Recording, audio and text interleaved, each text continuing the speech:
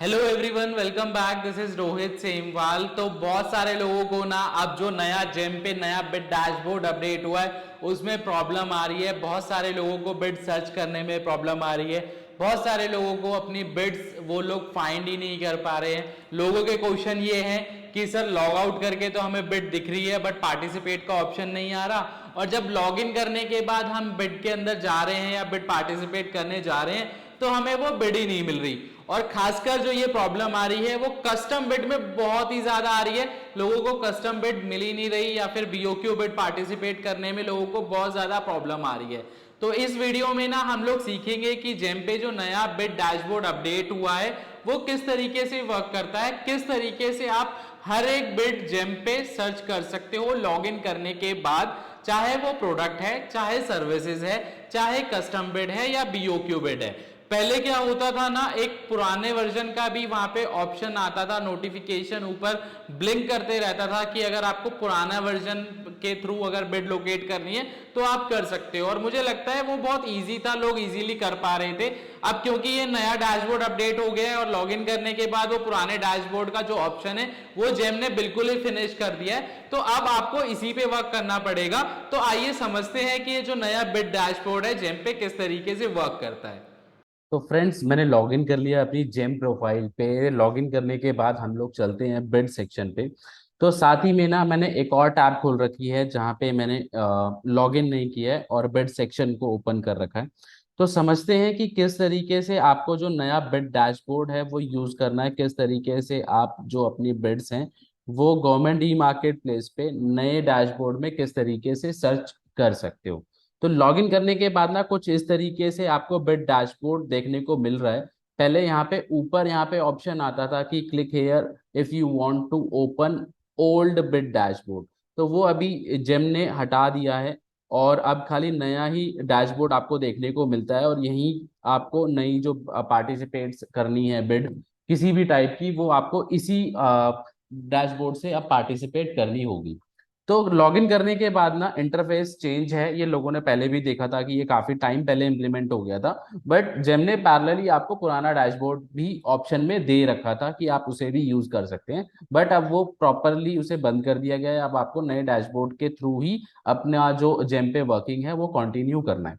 तो एक ये मैंने यहाँ पे टैब खोला हुआ है जहाँ पे मैंने लॉगिन नहीं किया है। तो लॉगिन करने के बाद भी ना आप लेफ्ट हैंड साइड पे देखेंगे फिल्टर्स वही सेम है जो आपको लॉगिन करने के बाद देखने को मिलते हैं। फर्क क्या है? फर्क ये है, देखिए, लॉगिन करने के बाद मैंने आपको पहले भी कितनी बार बताया है कि लॉगिन करने के बाद सॉफ्टवेयर आपको उन्हीं कैटेगरीज के टेंडर दिखाता है जिन कैटेगरीज की कैटलॉगिंग आपने अपनी प्रोफाइल में करी हुई है। बाकी बीओक्यू बिड और कस्टम बिड दो ऐसी बिड होती हैं जिसका कैटलॉगिंग से कोई भी लेना देना नहीं है। लॉगिन करने के बाद हर एक बीओक्यू बिड और कस्टम बिड आप चेक कर सकते हो। तो अगर मान लीजिए आपको कोई प्रोडक्ट बेस्ड टेंडर सर्च करना है, कोई पर्टिकुलर कैटेगरी का टेंडर देखना है, तो वो आप कैसे सर्च करोगे? तो आप क्या कर सकते हो, ऑल बिड्स पे देखिए, यहाँ पे फिल्टर्स आपको गिवन है लेफ्ट हैंड साइड पे, और यहाँ पे ऊपर आपको ऑप्शन दिया गया है ऑनगोइंग बिड का और पार्टिसिपेटेड बिड का। तो पहले समझते हैं कि ऑनगोइंग बिड का मतलब है जो अभी खत्म नहीं हुई है, जिसमें अभी पार्टिसिपेशन ओपन है, जिनकी पार्टिसिपेशन की डेडलाइन अभी तक खत्म नहीं हुई है, जिसमें आप पार्टिसिपेट कर सकते हो। तो आपको ऑनगोइंग पे क्लिक करना है। ऑनगोइंग पे क्लिक करने के बाद ये ऑनगोइंग और ये ऑल बिड आ रहे, ये बाय डिफॉल्ट आपको सिलेक्टेड मिलेगा। तो अगर आपको सारे ही टाइप की, एक ऑप्शन तो ये है ऑल बिड पे आप अपना जो ये मार्क है ये लगा रहने दें और अपना सर्च चालू करें। तो यहाँ पे ना ऑप्शन आपको दिया गया बाय कैटेगरी का। पहले ये ऑप्शन जब आप पुराने डैशबोर्ड में जाते थे ना, तो वहां पे भी आपको ये ऑप्शन मिलता था जहां पे आपको देखता था मिलता था कि प्लीज सेलेक्ट कैटेगरी का। वो ही सेम ऑप्शन है बट थोड़ा सा इंटरफेस चेंज हुआ है। तो जब आप इस कैटेगरी में जाएंगे, अब इसके पास जाएंगे तो आपको यहाँ पे कैटेगरी सेलेक्ट करनी है, जिस भी कैटेगरी का आपको टेंडर सर्च करना है। सपोज मुझे अलमीरा कैटेगरी के टेंडर देखने, तो मैं अलमीरा कैटेगरी को सर्च करूंगा और जो भी अलमीरा से रिलेटेड कैटेगरीज हैं उनको सेलेक्ट कर लूंगा। तो सॉफ्टवेयर क्या करेगा, मुझे अलमीरा से रिलेटेड जो है टेंडर वो दिखाना स्टार्ट कर देगा। जैसे देख रहे हैं आप कि ये अलमीरा के टेंडर्स मुझे आना स्टार्ट हो गए। अब सपोज आपको कोई पर्टिकुलर किसी और कैटेगरी का टेंडर देखना है, जैसे मैं अलमीरा हटा देता हूँ यहाँ से, और मुझे टेबल कैटेगरी का टेंडर देखना है। तो मैंने क्या करा, अलमारी की जो कैटेगरी थी, अलमीरा की जो कैटेगरी थी, उसे अनमार्क कर दिया और टेबल वाली कैटेगरीज को मैंने ओपन किया। अब executive table, modular table, computer table, इन कैटेगरीज के अंदर मुझे टेंडर देखना था। इनको मैंने ओपन किया तो सॉफ्टवेयर मुझे टेबल से रिलेटेड कैटेगरीज दिखा रहा है। तो इस तरीके से ना आप अपना कैटेगरी बेस्ड टेंडर सर्च कर सकते हो। तो ये तो बात हुई हमारी कैटेगरी बेस्ड टेंडर की, प्रोडक्ट की, अगर आपको जहां पे प्रोडक्ट सर्च करना है। अब प्रोडक्ट का हमने समझ लिया, अब आपको सर्विसेज के टेंडर देखने। तो सर्विसेज के लिए एक सेम वही तरीका है कि ऑल बिड पे आप सिलेक्टेड रहने दे सकते हो कर्सर को, और यहाँ पे डायरेक्टली जाके आप यहाँ पे अपना जो भी सर्विसेज का आपको देखना है, जैसे मान लीजिए मुझे मैन पावर से रिलेटेड देखना है, तो मैं मैन पावर यहाँ पे सिलेक्ट करूंगा। तो सॉफ्टवेयर क्या करेगा, मुझे मैन पावर के टेंडर दिखाना स्टार्ट कर देगा। अब यहाँ पे एक और ऑप्शन क्या है, अब ये दिखा रहा है प्रोडक्ट बेस्ड टेंडर और ये सर्विस बेस्ड टेंडर आपको दिखा रहा है। अब मान लीजिए कि आपको सेपरेट करना है, आपको खाली प्रोडक्ट में खाली प्रोडक्ट देखना है और सर्विसेज में खाली सर्विसेज देखनी है। तो यहाँ पे ऑप्शन आपको दिया हुआ है कि आप चाहते हैं कि सर्विसेज की कोई भी टेंडर मुझे ना दिखे, तो मेरे को आप यहाँ पे सेलेक्ट कर सकते हैं प्रोडक्ट का, जो आपको यहाँ पे फिल्टर दिया गया है उसे सेलेक्ट करेंगे। और यहाँ पे अगर आप प्रोडक्ट सेलेक्ट करके अगर आप सर्विसेज की कैटेगरीज आप डालेंगे ना, तो सॉफ्टवेयर आपको कोई भी रिजल्ट नहीं देगा, क्योंकि आपने सॉफ्टवेयर को यहाँ पे कमांड दे रखी है कि मुझे प्रोडक्ट के रिलेटेड टेंडर दिखाओ, प्रोडक्ट से रिलेटेड कैटेगरीज के टेंडर दिखाओ। अब आपने यहाँ पे फिल्टर में सेलेक्ट किया है प्रोडक्ट, और यहाँ पे आप कैटेगरीज डाल रहे हो आपका जो है सर्विसेज की कैटेगरीज, तो सॉफ्टवेयर आपको रिजल्ट नहीं देगा।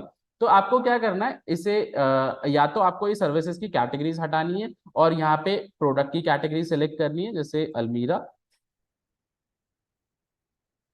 तो सॉफ्टवेयर आपको यहाँ पे रिजल्ट देना स्टार्ट कर देगा। बट अगर आपको सर्विसेज ही देखनी है तो आपको क्या करना है, यहाँ पे सर्विसेज पे क्लिक करना है। सर्विसेज पे क्लिक करने के बाद आपको फिर यहाँ पे सर्विसेज सर्च करनी है। एक बेस्ट ऑप्शन ये भी है कि इसे ऑल बिड पे आप इसे क्लिक करके रखें। ऑल बिड पे क्लिक करके रखेंगे तो कोई कंफ्यूजन क्रिएट नहीं होगी। इनिशियली थोड़े जैसे जैसे आप इसे यूज करेंगे सॉफ्टवेयर को, तो धीरे धीरे आपको समझ में आने लग जाएगा कि ये किस तरीके से वर्क करता है। तो ये सर्विसेज के टेंडर सॉफ्टवेयर आपको दिखा रहा है।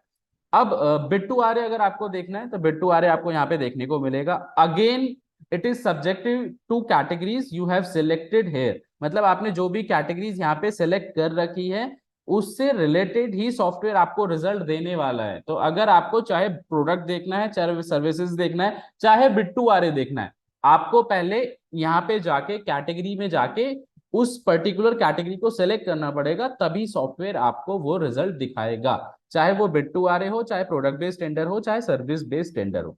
अब यहाँ पे ऑप्शन है प्रोडक्ट कस्टम बिड। अब प्रोडक्ट कस्टम बिड में ना प्रॉब्लम और बहुत ज्यादा आ रही है, प्रोडक्ट कस्टम बिड में और बीओक्यू बिड में।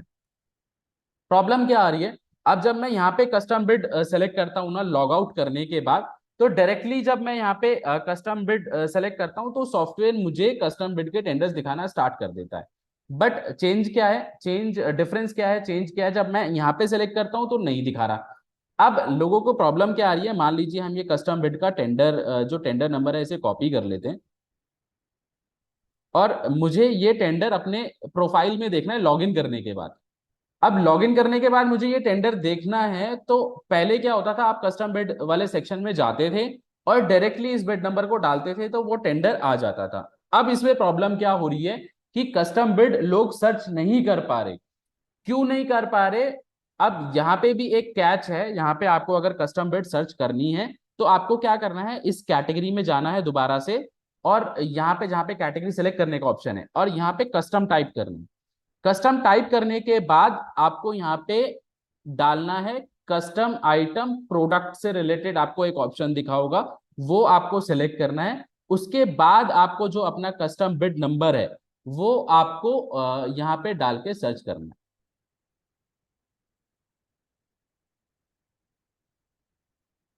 तो यहाँ पे सॉफ्टवेयर आपको कस्टम बिड दिखा देगा। यहाँ पे आप देख रहे हैं कि मैंने यहाँ पे क्या किया कि यहाँ पे मुझे कस्टम आइटम प्रोडक्ट यहाँ पे सेलेक्ट करना है, तब मुझे यहाँ पे सॉफ्टवेयर कस्टम बिड दिखा रहा है लॉगिन करने के बाद।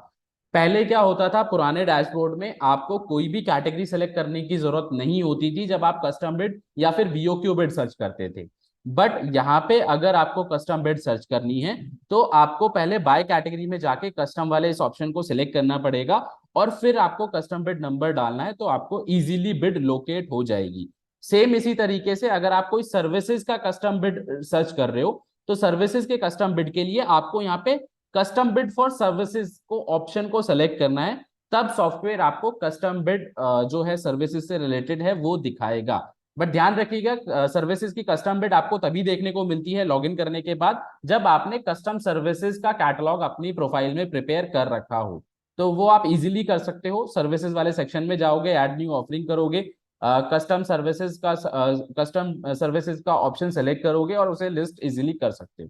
सेम इसी तरीके से अगर आपको कोई बीओक्यू बिड सर्च करनी है, तो जैसे ये मैंने यहाँ पे लॉग आउट करने के बाद बीओक्यू बिड को सेलेक्ट किया, तो यहाँ पे काफी सारे टेंडर मुझे बीओक्यू बिड के दिख रहे हैं। बट जब मैं यहाँ पे जाता हूँ लॉगिन करने के बाद और यहाँ पे बीओक्यू बिड सेलेक्ट करता हूँ, तो सॉफ्टवेयर मुझे कोई भी रिजल्ट नहीं दिखाता या फिर कोई भी टेंडर नहीं दिखाता। अब सेम इसी तरीके से जब पहले वाला डैशबोर्ड था, तो वहां पे क्या होता था कि जब आप बीओक्यू को सेलेक्ट करते थे ऑटोमेटिकली सारे टेंडर आ जाते थे। अब यहाँ पे भी वही कैच है, आपको यहाँ पे जाके बीओक्यू सेलेक्ट करना है। पहले मैं दिखा देता हूँ कि ये लॉगिन करने के बाद दिखा रहा है कि नहीं दिखा रहा।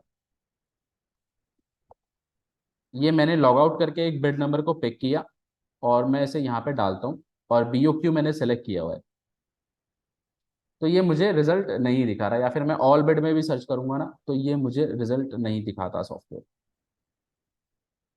बट आप यहाँ पे कैटेगरी में जाके अगर यहाँ पे आप बीओक्यू सेलेक्ट कर लेंगे, बीओक्यू सेलेक्ट करने के बाद सॉफ्टवेयर आपको वो टेंडर दिखाना स्टार्ट कर देता है।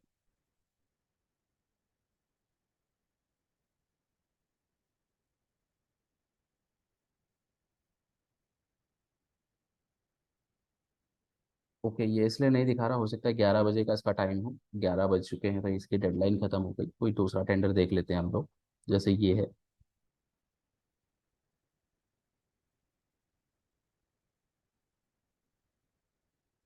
तो ये मैं यहाँ पे डालता हूँ और इसे सर्च करता हूँ, तो सॉफ्टवेयर मुझे बीओक्यू टेंडर भी दिखा देगा।